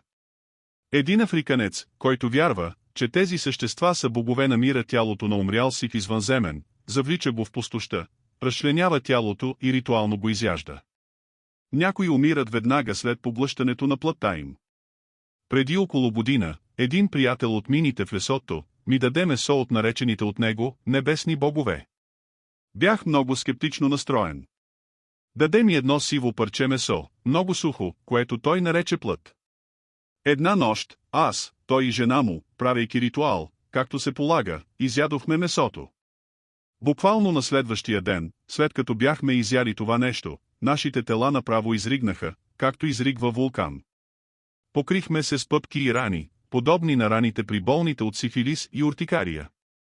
Така ужасно сърбеше, особено по меките места на тялото, като под мишниците, между краката и по задните части, че не можехме да си намерим място. Започнахме да поблъщаме езиците си, не можехме да дишаме. В продължение на няколко дни аз, приятелят ми и неговата жена бяхме тотално безпомощни. За нас се грижеха учениците на моя приятел, който също е шаман, внимавайки много някой да не ни види или да разбере за това нещо. Аз бях много близо до смъртта. От всички отвори на тялото ни течеше кръв. Изхвърляхме кръв, много кръв, когато ходехме до тоалетната. Едва се движехме и много трудно дишахме. След около 4 или 5 дни кожата ни започна да се чисти от обридите. Сър, това е от най-ужасните преживявания, през които преминах. Всъщност, когато започнах да се чувствам по-добре, мисля, че отвличането ми беше пряко следствие от това, че бях се заразил от месото на едно от тези същества и не можех да повярвам, че приятеля ми беше дал такова месо. Тогава си мислех, че ми дава корен или билка или нещо от сорта, но след това си припомних вкуса на това нещо. Имаше метарен вкус и миризмата му беше същата, която бях усетил през 1959 година. След като зачервяванията и обривите започнаха да изчезват, а кожата ми продължаваше да се бели и се мъжехме с кокосово масло от главата до петите всеки ден, изведнъж настъпи странна промяна, сър, промяна, за която бих желал някой от вашите читатели с повече познания да ми обясни. Ние се побъркахме, напълно откачихме. Започнахме да се хилим, сякаш бяхме герои в анимационно филмче. Безспирен смях, ден след ден, скъсвахме се от смях за най-малкото нещо, в продължение на часове до пълно изтощение. В един момент обаче смехът изчезна и се случи нещо странно, нещо, което моя приятел каза, че е крайната фаза, до която трябва да достигнат тези, които са яли плът от съществата. Усещането беше все едно сме погълнали странна субстанция, наркотик, какъвто не съществува на земята. Изведнъж нашите сетива се изостриха. Когато пиехме вода, усещането беше сякаш пием вино. Водата беше станала толкова вкусна, сякаш бе някаква напитка, произведена от човека. Вкусът на храната стана невероятен. Всяко едно от сетивата се беше изострило, не може да се опише просто. Сякаш се бях слял с центъра на Вселената. По друг начин просто не мога да го опиша. И това невероятно усещане продължи 2 месеца. Когато слушах музика, мислех, че някъде зад музиката звучеше друга музика и друга музика. Когато рисувах картини, нещото, с което си изкарвам прехраната, и поглеждайки четката, която потапях в боите, имах чувството, че не виждам само един цвят, а много и най-различни в този един цвят. Беше неописуемо, сър, дори и сега не мога да го опиша. Но ще ви кажа нещо друго, сър. Сивите не са единствените извънземни, които ние африканците сме срещали, за които знаем и имаме много истории. Много векове преди първите бели заселници да дойдат в Африка, ние, народа на Африка, сме имали контакти с извънземни раси, които изглеждали абсолютно като белите европейци, които в бъдеще щели да нахлуят в Африка. Тези същества са високи, някои от тях доста добре сложени, атлетични, със светло-сини очи и високи скури, косата е златиста и изглеждат точно като днешните европейци, с едно малко изключение: пръстите на ръцете им са изящни и дълги като на музикант или художник. Те дошли в Африка от небето с летателен апарат, който прилича по форма на австралийски бумеранг. Кацайки, техните кораби така завихрели прахта и издавали такъв шум, наподобяващ торнадо. В езика на някои африкански племена думата за вихър е зунгарозунго. Хората ни дали различни имена на тези извънземни с бяла кожа. Те ги нарекли Уазунго, дума, която грубо се превежда като Господ, но буквално означава хората от прахта, дявол или вихър. Нашите хора имали представа за тези Уазунго още от самото начало. Видели, че повечето от тях носели нещо подобно на кристална или стъклена сфера, която те постоянно подхвърляли в ръцете си, и винаги, когато някой от войните се опитвал да залови Уазунго, те хвърляли тази топка във въздуха, после я хващали с дланите си и изчезвали.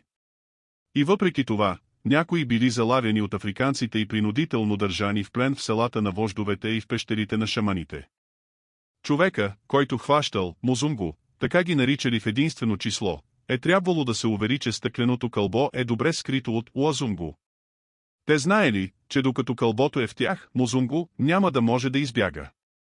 Когато африканците видели истинските европейци, белите хора от Европа, те започнали да ги наричат също с името Уазунго. Сега, в езика на Зулу ние наричаме белия човек Умлунго. Сега думата Умлунго има същото значение като Уазунго, бог или същество, което създава голям вихър. В Заир, която сега се нарича Демократична република Конго, белите хора се наричат Уатенде или Уаленде. Това също означава бог или бяло същество, а думата Уатенде се използва не само за чужденците с бяла кожа, а също се отнася и за читахури. В Заир, когато шаманите говорят със страхопочитание за боговете, които контролират земята, те не използват думата читахури, а използват ефемистичното Уатендауамуинда, което означава бяло същество, което носи светлина, защото нощно време очите, намиращи се на челата на читахури, светели като червена светлина в пустоща. Сякаш виждаш задните светлини на автомобил. Има над 24 вида извънземни създания, за които ние африканците знаем, но сега ще ви разкажа накратко само за 2 от тях. В Зимбабве има друго същество, което срещнах през 1959 година. Това е най-невероятното създание. Видях го веднъж, видяха го и няколкото бели и черни мъже, които бяха с мен. Той е огромно и е досущ като горила, но се различава по това, че тя когато ходи стъпва и на краката и на ръцете си. Съществото, за което ви говоря, е високо 8-9 стъпки, около 2,5 метра, и прилича точно на горила, но тялото му е много мощно. С много широки рамене и с много дебел врат. Покрито е с дебела груба козина, такава, каквато никое диво животно в Африка не притежава. Това е вид хуманоид с бедра, крака, ходила, ръце и длани, които изглеждат точно като човешките, с тази разлика, че са покрити с тежка тъмнокафява козина. Това същество сър е познато сред хората в Зимбабве с името Ого. Много хора са го виждали, стотици в продължение на много поколения. Някои от тези същества са били забелязани точно тук, в Южна Африка, в дивата пустош и в планинските райони.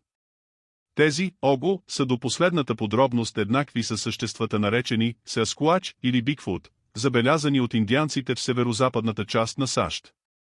Всъщност, това, което твърдя е, че съществото е същото като това в Южна Африка. То се различава единствено по цвета на козината от съществото забелязано от хората на Непал по склоновете на Хималайските планини. Същество наречено от тях Йети. А сега и за другото същество, сър, известно не само в Южна Африка, а и по целия континент. Същество, споменаването, на чието име кара хората да се усмихват. Нарича се туколоше, някои го наричат тиколоше. Всеки африканец знае какво означава туколоше. Изглежда като страховито мече, което има дебел, остър кукалест гребен на петел на главата си. Този гребен започва от над челото му и стига до тила. С негото може да повали вол, удряйки го с главата си. Това същество е причината чернокожите на някои места да повдигат леглата си върху тухли. Тухли поставени една върху друга на около метър над земята. Това може да се види из цяла Южна Африка. Този туколоше много обича да си играе с деца и е било виждано стотици пъти от много ученици в различни части на Южна Африка, дори и наскоро. Понякога обаче то тероризира децата, дръскайки ги с ногтите си докато те спят, оставяйки дълги успоредни следи по гърбовете и бедрата им. Дръскотини, които се възпаляват и сърбят ужасно. Преди около 2 години едно такова същество тероризирало цяло училище в селвето, близо до Йоханесбург. Децата го нарекли Пинки-Пинки.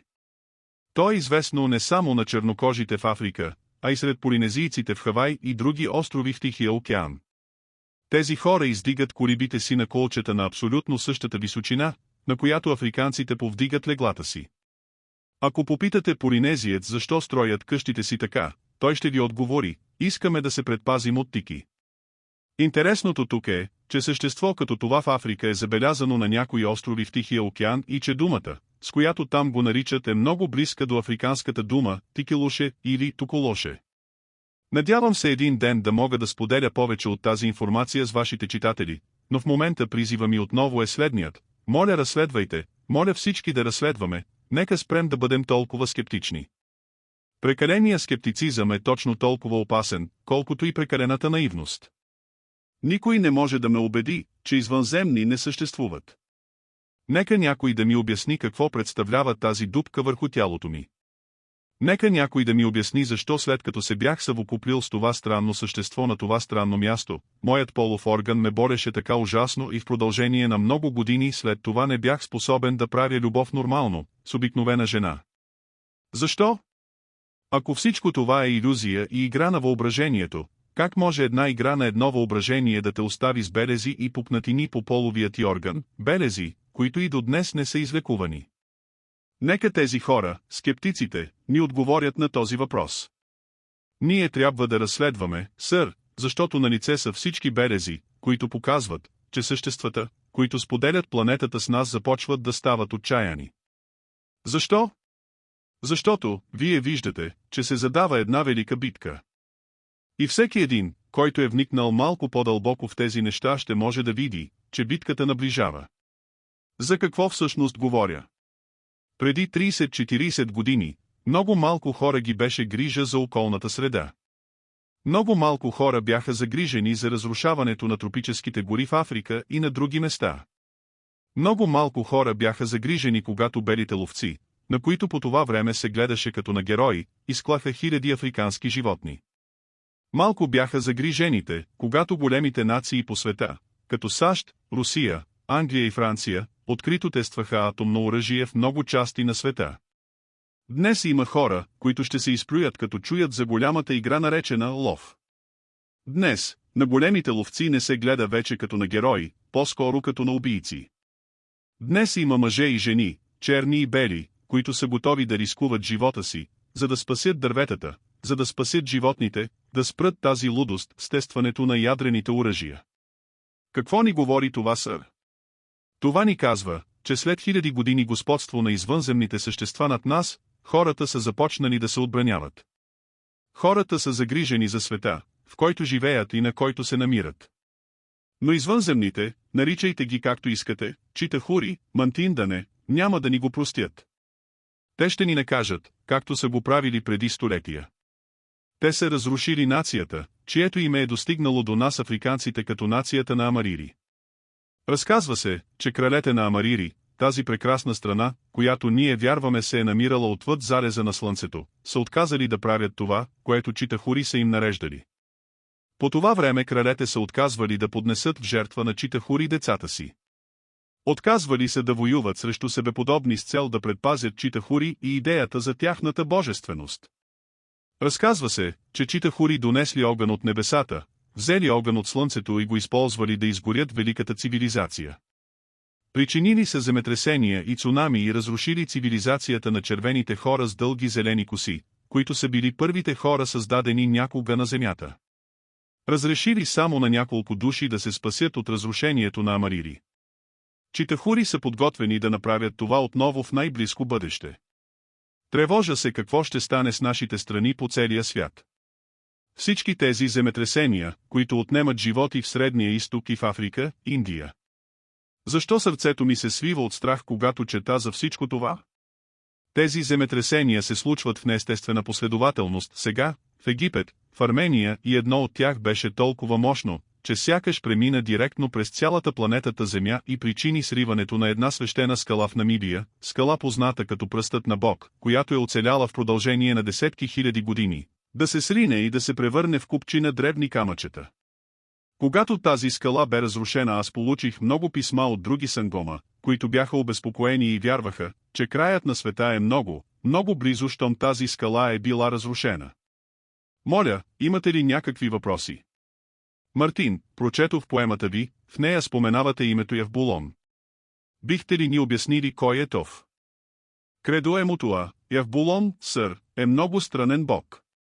Предполага се, че това е лидерът на читахури. От много векове ние черните хора знаем за съществуването на Явбулон. Но аз съм изненадан, че има и бели хора, които също почитат този бог. И измежду тези бели хора има такива, които биват обвинявани за всичките злини по земята и тези хора се наричат масони. Ние вярваме, че Явбулон е лидерът на читахури. Той е старейшината. Едно от имената му на африкански език е Умбабасамахонго, което значи кралят, великият баща на всяващите ужас очи, защото ние вярваме, че Явбулон има едно око. Ако го отвори и те погледне, ти умираш. Казват, че Умбаба е избягал от една източна страна по време на голяма криза с един от синовете си и намерил убежище в Централна Африка, където се криел в пещери, дълбоко под земята. И сега едно невероятно нещо, сър, разказва се, че под лунните планини в Заир има един страхотен град, направен от мед, с хиляди светещи сгради. Там води битките си богът Умбала или Ябулон. Този бог очаква деня, в който повърхността на земята бъде изчистена от хората, за да може той и неговите деца читахури да излязат навън и да се наслаждават на топлината на слънцето. Докато живеех в селовето, близо до Йоханесбург, имах едно неочаквано посещение. Бях посетен от проповедници, идващи от Тибет. Сигурен съм, сте чувал за единия от тези проповедници или сте го срещал. Името му е Акионг Ринпоче. Той е един от водещите тибетски свещеници, който бил изпратен в изгнание заедно с Далай Лама. Той ме посети един ден, докато бях в здравния си център в селвето. Едно от нещата, които ме попита Акионг Ринпоче, беше дали знам за скрит град, който се намира някъде в Африка, град направен от мед. Аз казах, Акионг, ти ми описваш града на Умбала, градът на невиждания бог, богът, който се крие в недрата на земята. Откъде знаеш за това нещо? И Акионг Ринпоче, който е един велик изследовател на това странно явление, ми каза, че един велик лама напуснал Тибет с група от свои последователи, търсейки този град, и те никога повече не били видяни. Те не се завърнали в Тибет. В Южна Африка има много истории за древните жълтокожи, които дошли в Африка търсейки града на Умбаба, градът, в който веднъж влязал. Не можеш да напуснеш жив. Невероятното в случая, сър, е, че тук в Южна Африка съм изследвал много от тези озадачаващи истории, които не съм много сигурен, че пасват на стила на вашия вестник, почивка за няколко минути. Кредо Емотуа, ало. Мартин, да, Кредо. Мога ли само да кажа, че много оценявам това, че сте дошли да разговаряте с мен и осъзнавам, че това не е лесно. Кредо Емотуа, аз оценявам честа, правите за мен много повече отколкото всъщност осъзнавате. Аз знам как белите хора се отнасят към някого, който говори на такива теми, на каквито говоря аз. Като към луд човек. Сър, аз наистина не би трябвало да се излагам толкова на показ, но нашият народ умира. Не само, защото имаме проблеми с наркотиците, не само, защото престъпността нарасна в стотици пъти отпреди, не само, защото имаме проблеми с спин, но ние също имаме проблеми, сър, които ни настигат и се добавят към другите и когато ги разгледате всички заедно, те показват, че нещо нереално става в Африка. Мога ли да споделя това нещо с вас, сър? Мартин, да, моля ви. Кредо Емотуа, сър, според моята култура е много грубо, когато един човек се обръща и говори с друг човек и не му дава шанс за отговор. Така че, в знак на уважение към вашия вестник и към вас лично бих искал да ви попитам дали във вашата страна, САЩ, имате странни истории, разказващи за построени подземни съоръжения.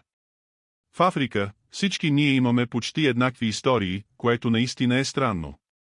Мартин, да, има много истории за подземията, ние всъщност ги наричаме подземни бази и в едно цяло издание ние публикувахме точното разположение на тези подземни бази. И не само това. Кредо Емотуа, същото нещо го има и се случва в Южна Африка от доста години. За моя радост можах да докажа и потвърдя една от тях, но не можех да докажа другите. Разбирате, сър, че човек като мен, който е разкъсан между двата свята, мистичния свят на Африка както и съвременния, нормалния обикновен земен свят, трябва да мери всяка една своя дума и да внимава какво говори. Преди около 5 години живеех в един малък град наречен Масикенг, един град изпълнен с история, където се е състояла обсадата през 1899-1902 година. В този град беше основано скаутското движение на капитан Пауел. Сигурен съм, че сте чували за него. Докато живеех в Емасинкенг, много обикновени хора от племената дойдоха при мен, хора абсолютно неграмотни. Тези хора ми казаха, че техни роднини мистериозно са изчезнали. Искаха да им кажа къде са изчезнали те. Аз ги попитах тези хора, които не се познаваха помежду си, къде, на кое място са изчезнали роднините им. Тези хора ми разказаха една невероятна история. Недалеч от Масикенг има едно известно място, за което съм сигурен, че сте чували, място, което ние наричаме Южноафриканския Лас Вегас. Това е известното казино и хотелски комплекс наречено Сан Сити. Мартин, да. Кредо Емотуа, беше ми казано, че под Сан Сити се провеждат странни изкопни работи, дълбоко под земята. Много от африканците, които работят в тези мини, са изчезнали безследно и никога не са се завърнали вкъщи. Въпреки всичко, чековете с заплатите на тези хора продължавали да пристигат при семействата им.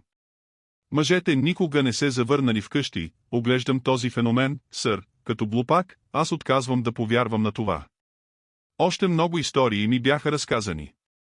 Когато един африканец е в беда, без значение дали е той или тя, те търсят помощта на Сангома, за да разберат причините за проблемите им и какво стои зад тях. Има и една друга история, която намирам за шокираща истина, това, че има строителство в близост до границата на Южна Африка, страна наречена Ботсвана. Там, американците работели с африканци, но те трябвало да пазят в тайна всичко отнасящо се до работата си. Американците строяли тайно летище, много модерно. Летището трябвало да поеме съвременни военни изтребители. Дори сега ми е трудно да повярвам в това. Бяха ми казали, както вече споменах, че много хора мистериозно са изчезнали там, хора от племената, сър, необразовани черни хора, изчезваха най-обикновените работници. Когато роднините на тези хора се опитвали да ги открият и да разберат какво става и къде са, те се сблъсквали с каменно-студена тишина и никакви отговори. Аз, сър, исках да разбера какво става там и нещото, което ме накара наистина да действам, беше една странна история, която се разнасяше из Южна Африка по това време, история за южноафрикански боен самолет, изтребител, който е свалил летяща чиния. Реших да разследвам, защото доверието на хората в мен като шаман и Сангома беше изложено на риск. Отидох в Ботсвана. Беше много лесно. На някои места границата не е толкова строго охраняема, колко си мислят хората. Минаваш през телените заграждения и да влезеш в страната. Отидох там с няколко мои приятели.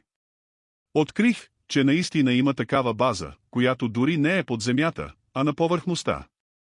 Самолетна база, която черните хора не смеят да приближават, защото се говори, че ако са достатъчно близо и те ще изчезнат някъде. Мъжът, който ни заведе до там, се страхуваше и не искаше да отива твърде близо до мястото. Разгледах го отдалеч, видях, че такова място наистина съществува. Мъжът продължаваше да упорства, че ако отидем поблизо до базата и ние ще изчезнем. Това, сър, е странно, защото има много бази в Южна Африка и в Ботсвана. Но точно тази изпълва местните хора с ужас. Защо се получава така? Все още се мъча да разбера, дори и сега, защото има твърде много странни неща, които се случват в страната ми, които наистина оказват много тежко влияние върху живота на нашите хора. Има друго нещо, сър, което читахури правят в техните пещери, където постоянно се поддържат горящи огньове, когато се разболеят и започнат да губят големи части от кожата по тялото си. Говори се, че това е болест, от която страда читахури. Болест, при която те губят кожата си и остават само месата им. Когато читахури се разболеят от тази болест, някой от слугите им отвлича и докарва под земята младо девствено момиче. Там ръцете и краката на момичето се завързват и то се обвива в златисто одеяло. Насилват я да лежи до болния читахури седмица след седмица. През това време се грижат добре за нея, хранят я добре, но ръцете и краката й остават вързани. Пускат я единствено и само, за да се облегчи. След като болният читахури започне да дава признаци на подобрение, у момичето се създава заблуда, че й се дава шанс да избяга. Възможност, която всъщност не е реална. Когато момичето се освободи, тя започва да бяга, но летящи същества, сякаш направени от метал, започват да я преследват през целия и път под земята и в крайна сметка тя отново бива заловена, повалена от умора и страх. Тогава я поставят на олтар, който обикновено представлява груба скала, равна в горната си част. Тя бива принесена в жертва, сър, и кръвта й бива изпита от болния читахури, който тогава вече се възстановява. Но момичето не може да се принесе в жертва преди да бъде изключително много уплашено. Говори се, че в противен случай кръвта й няма да спаси болния читахури. Кръвта трябва да е от наистина много уплашено човешко същество. Този метод на преследване на жертвата също е бил практикуван и от обикновените африкански канибали, сър. В страната на Зулу през последния век имало канибали, които ядели хора, и дори и днес, ако откриете потомци, които да ви се доверят, ще ви кажат, че плътта на човешко същество, което е било уплашено до смърт и принудено да бяга огромни разстояния, опитвайки се да избяга, е много по-вкусна от плътта на някой, който просто е бил убит. Преди време в Южна Африка сър изчезват 5 бели момичета и те със сигурност няма да бъдат последните. Ученички, всяка от които била много надарено дете или момиче, даващо признаци на духовна енергия, или дете, което по някакъв начин било лидер в своя клас. 5 такива момичета изчезват в Южна Африка. Беше страхотна сензация по вестниците. Тогава много бели хора дойдоха при мен и се опитваха да ме убедят да ги открия. Бял мъж ми донесе гумена играчка, която принадлежала на едно от момичетата. Беше малък гумен динозавър. Когато поех играчката в дланите си, забелязах, че очите му се движат и сякаш всеки момент щеше да заплаче. Почувствах се много зле, щеше ми се да стана и да избягам. Тогава казах на белия мъж: слушай, момичето държало тази играчка е мъртво. Какво се опитваш да ми причиниш? Детето е мъртво, усещам го. И белия мъж, който беше телевизионен продуцент, взе играчката, учебниците на момичето и якето и си тръгна. Бях прав, бялото момиче беше намерено мъртво, погребано в плитък гроб в близост до едно шосе. Започнаха да идват други хора, молейки ме да открия изчезналите им деца. Питаха ме дали са живи или мъртви. Все още не можех да направя нищо, сър. По това време все още имах телефон в къщата си, телефон, който звънеше непрекъснато. Звъняха ми изключително ядосани бели хора, които ми крещяха и искаха от мен да спра да помагам на тези хора. Заплашваха ме, че ако не спра, ще залеят лицето на съпругата ми с киселина и ще убият децата ми едно по едно. И много скоро най-малкият ми син беше брутално прободен почти смъртоносно от неизвестни хора, които според неговите приятели били бели мъже. И така бях принуден да спра, сър. Имам достоверна информация, че повече от 1000 деца изчезват месечно в Южна Африка и то безследно. Много хора, особено вестникари, считат, че това е в резултат от развиващата се детска проституция, но аз не мисля така. Ако се разрувите в историята на тези деца, ще забележите, че те не са били просто деца от улицата, сър. Това са ученици, които изпъкват в класовете си или с определени познания в различни учебни предмети, в които са били много добри или заради техния начин на мислене. И не само това, сър. Горе-долу по същото време и по същия начин в Масикенки изчезват две обикновени жени. Две чернокожи учителки изчезват с колата си и никога повече не са видени. Не искам да ви натоварвам излишно с тази ужасна история, но ще ви кажа нещо за последно. След изчезването на 5 бели ученички, полицията арестува свещеник от Бялата реформистка църква, преподобния Ван Роен. Беше обявено, че той е виновен за изчезването на горките момичета, подпомогнат от приятелката си, която е извършила физическото отвличане на тези деца. Още преди да бъдат призовани в съда се случи нещо много странно. Той и приятелката му бяха застреляни в малкия им джип и странното нещо е, че след като били простреляни, джипът успял да спре сам, нещо, което никога не може да се получи при движещо се превозно средство. След това жена, която познавала Ван Роен, ми каза, че той и приятелката му не са извършили това престъпление така, както е обявила полицията по вестниците. Всъщност, те били убити. Защо? Защото Ван Роен е бил открит с огнестрелна рана в дясното слепоочие, въпреки, че всички хора, които са го познавали, твърдят, че той е бил левичар. Остава въпроса кой е убил Ван Роен и приятелката му. Това е една от най-големите загадки до момента в Южна Африка. Има още много неща, които мога да ви кажа, но не желая да губя времето ви. Мартин, когато разговаряхме за силите, вие споменахте читахури. Бяхте описали влечугите, поправете ме ако греша, като високи, слаби същества, с големи глави и големи очи. Кредо е мутуа, да, сър, те са високи. Силите извънземни ходят с резки движения, сякаш имат някакъв проблем с краката. Докато читахури ходят много грациозно, като дървета поплащани от вятъра. Високи са, имат големи глави, някои от тях имат рога по цялата си глава. За мое най-голямо очудване в последната серия на Междузвездни войни, която беше показана в Южна Африка, един от героите изглеждаше точно като читахури. С рога по цялата си глава.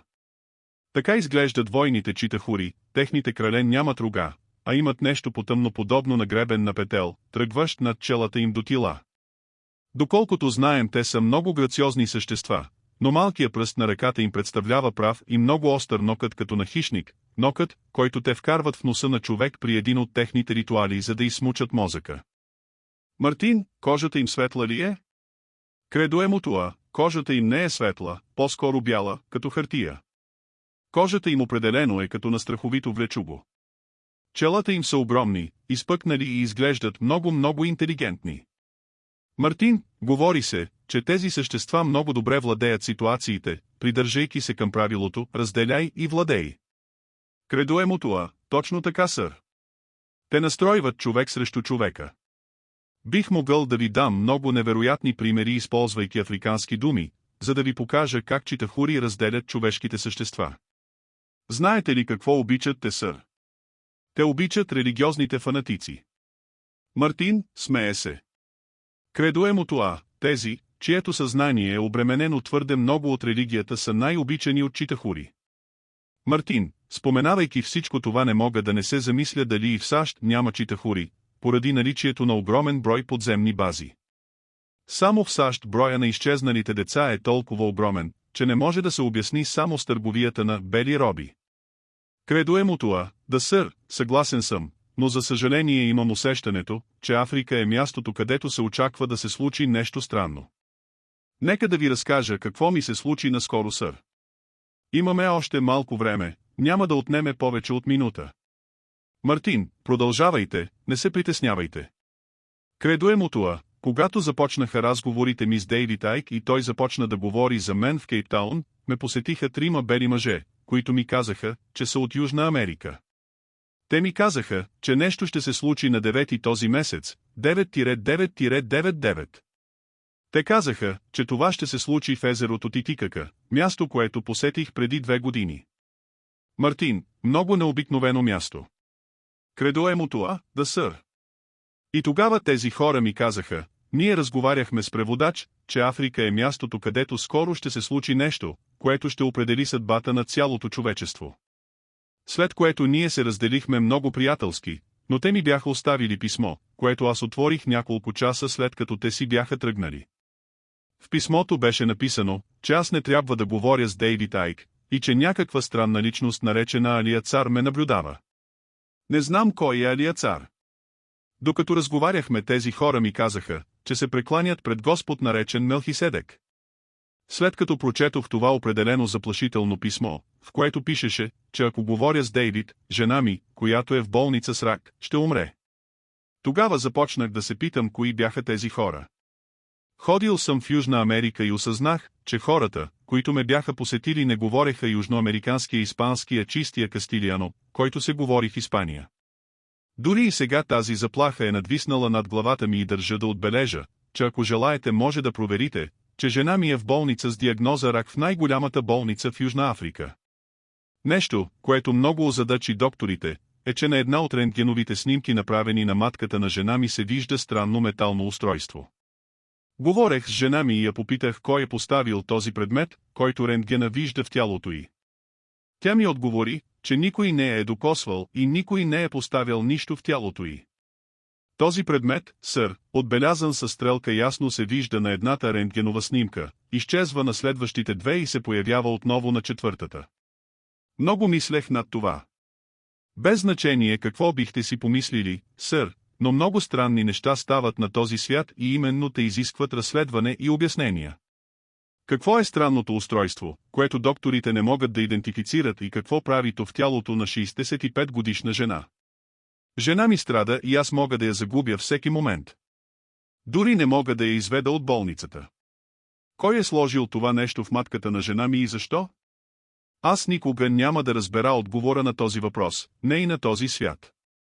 Мартин, много съжалявам да чуя, че съпругата ви е болна от рак. Наскоро загубих майка си, която също беше болна от рак, и знам колко е болезнено това. Кредо е му това, да сър, болезнено е. Мартин, съжалявам, че преминавате през всичко това. Кредо е му това, по време на тренировките като зулуски син и боец ние правим нещо, като японските самураи, което ние наричаме кауао, което значи воина на слънцето. Когато воина на слънцето, който е обучен както и аз съм обучен, преминава през ужасно изпитание, той трябва да канализира болката и да я превърне в гняв, за да преодолее мъката, която преживява. И точно в този момент, сър, аз съм много гневен и ядосан, знаейки какво се случва в моята страна, какво се случва на народа ми, какво се случва на съпругата ми, която всъщност е и моя полусестра. Виждате ли, нашето е това, което наричаме свещен брак между мъж, шаман и неговата полусестра.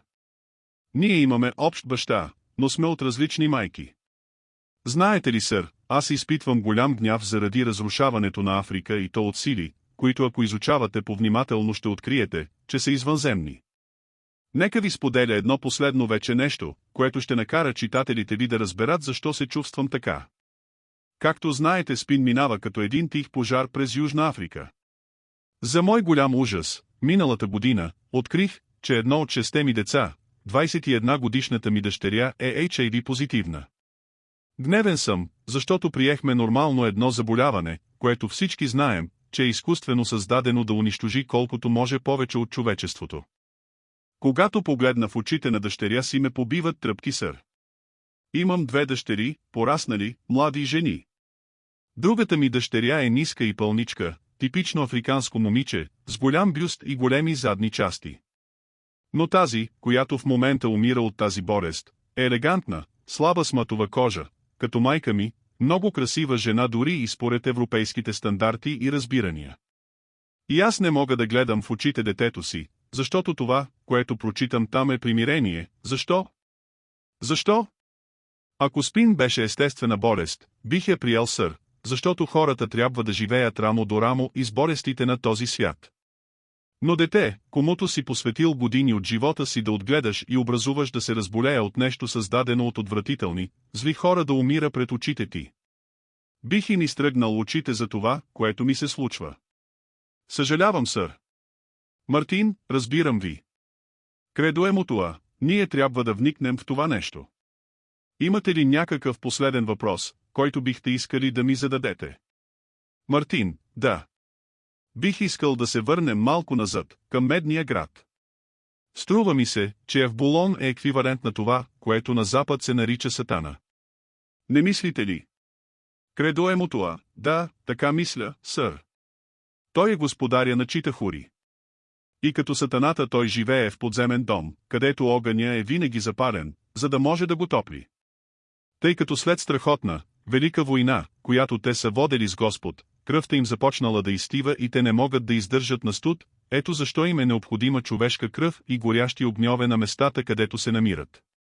Мартин, в едно от последните разследвания на Дейвид Айк, издадени на видеокасета, се споменава, че променящи формата си влечобоподобни пият човешка кръв, за да поддържат фасадата си, тяхната обвивка, техният човешки външен вид. А очевидно има и някаква връзка с Русия, ген не знае какво. Кредо Емотуа, да, Дейвид Айк сподели част от това с мен. Каза ми, че златокосите, русите хора периодично се принасят в жертва от Читахури. И аз от своя страна му разказах това, което съм чувал в Африка. Знаете ли, сър, не всички африканци са с черна коса. Има африканци, които се считат за святи, свещени.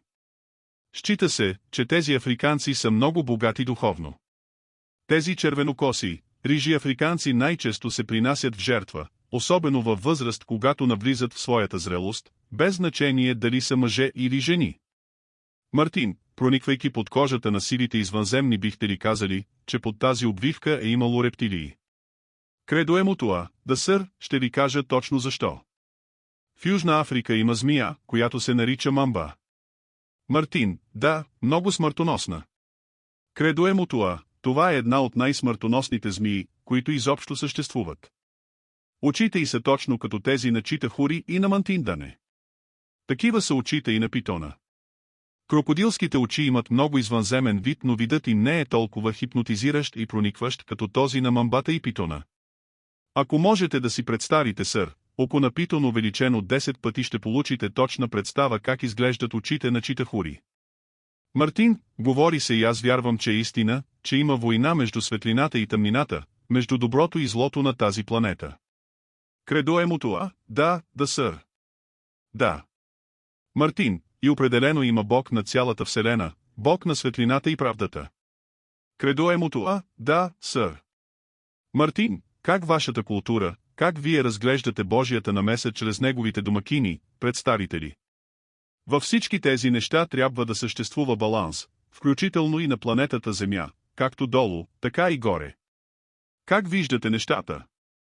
За много читатели това би прозвучало много ужасяващо и почти безнадежно, и въпреки това мисля, че надежда има. Аз бих желал да приключим това интервю с послание за надежда. Кредо Емотуа, да, сър, наистина има надежда. Вижте, има Бог над нас и Той е много поистински, отколкото повечето от нас вярват и мислят. Той не е плод на нечие въображение. Бог не е измислица на преисторическите хора, в преисторическите времена. Той съществува, сър, но между него и нас са застанали тези същества, които претендират, че са богове. И ние трябва да се отървем от тях, за да се доближим поблизо до Господа. Сър, животът ми бе дълъг и странен и аз мога да ви кажа, че има Господ и Той вижда всичко. Всъщност ние приемаме, че Господ се намесва много бавно, но замислете се за секунда, кой би мислил нещо подобно преди по-малко от 30 години, никой не го беше грижа за околната среда. Кой насъди у всички нас тази внезапна набожност? Днес навсякъде по света хората се вдигат и се борят за правата на жените и децата. Кой е насадил тези идеи в съзнанието ни? Това определено не са нито Читахури, нито която и да е демонична сила, това е Божие деяние, извършено в сянка, правещо ни по-силни и помагащо ни да се противопоставим на тези грозни създания. Разбирате ли, сър, на нас ни се струва, че Господ работи бавно, тъй като Той живее във времево измерение напълно различно от нашето. Господ е някъде там. Той е този, който за първи път в нашето съществуване ни показва тези неща. Показва ни, че не сме сами на този свят и че трябва да поемем отговорността за постъпките си и че трябва да неутрализираме тези извънземни същества, които са ни заблуждавали и са ни карали да се въртим в кръг. Човека никога не е усетил вкуса на истинския прогрес, сър, тъй като има сили, които постоянно ни пречат да заемем полагащата ни се позиция във Вселената. Имам предвид Читахури, Мантин Дане и Мидзимо. Трябва да спрем да се отнасяме към тези същества като към свръхчовеци. Те са просто паразити, които се нуждаят от нас повече отколкото ние от тях и само един глупак може да отрече факта, че ние не сме единствените разумни създания, които тази планета е произвела. Из цяла Африка има очевидни доказателства, че на времето е имало гигантски човешки същества, населяващи Земята по времето на динозаврите. Има стъпки отпечатали се в гранит, всяка от които е дълга 1,80 метра на 1 метър широка. Отпечатъци на възрастно човешко същество, датиращи от преди хиляди, милиони години. Къде са изчезнали тези гиганти? Кой знае, може динозаврите да са се трансформирали в интелигентна раса, раса, която ни кара да мислим, че са дошли от звездите, докато всъщност е част от планетата, на която ние живеем. Има надежда и надеждата е голяма. Във всеки един от нас се ражда едно дете на Христос, но както при всяка една смърт, смъртта на това дете на светлината, загубата на старата ни същност преди тя да добие божественото, е съпроводена с голяма опасност, тъй като врагът е достигнал фаза на отчаяние. Врага ще допусне грешка и ние ще го покорим в името на Господ. Това е нещо, в което вярвам, сър, и ще се придържам към тези вярвания до последния си дъх. Мартин, може би тази ваша мисъл е най-доброто място, на което да приключим нашия разговор. Нека само да ви кажа, че от 1974 година насам съм виждал и съм имал близки контакти с космически кораби, не че съм бил отвличан или съм бил вътре в тях. Имал съм преживявания в планините на Южен Орегон, там се натъкнах на стъпки на Бигфут. Кредо Емотуа, Ахаа. Мартин, близо до една река, където бях излязъл да лагерувам. През нощта можех да ги чуя, техния рев. Кредо Емотуа, видяхте ли сега? Мартин, от единия връх до другия. Това са неща, които аз лично съм изпитал. Аз знам, че са истински. Кредо Емотуа, да, сър, явно се оказва, че говоря с съмишленик и бих казал, ние ще пребъдем, така както пеели американските морски пехотинци по време на Втората световна война. Мартин, да и по време на войната във Виетнам. Кредо Емотуа, ние ще пребъдем, но неверниците трябва да спрат да се подиграват, а глупците да спрат да наричат богове тези извънземни. Има само един Господ и той или тя или той е този, който ни е създал, а не някакъв измислен, който е дошъл от някъде, крие се зад гърба ни и пие кръвта на нашите деца. Амин, сър. Мартин, да, точно така, напълно сте прав. Кредо, искам да ви кажа колко дълбоко оценявам това, което направихте и коража ви да бъдете толкова откровен. Отмина времето, когато криехме тези неща, вече е време да кажем истината. Твърде жалко е за тези, които не вярват и дори не приемат най-малката вероятност това да е вярно. Кредо Емотуа, точно така и също бих желал да уверя хората, че няма причина да се страхуват от каквото и да е. Ако се опитваме да дадем информация на хората, информация, която би трябвало да е достъпна до всеки един човек от тази великолепна планета, защо подяволите се опитват да ни накарат да замълчим? Ако смятат, че всичко това е нелепо, нека така да бъде. Спрете да убивате, да съсипвате хората и да ги изкарвате луди, насаждайки им страх. Това е моята гледна точка и съм сигурен, че вашата е същата. Вече не ме е страх. Време е да назовем нещата с истинските им имена и да достигнем съзнание, общо световно съзнание и да изкараме проблема на предна линия. Много ви благодаря. Мартин, прав сте. Аз ви благодаря.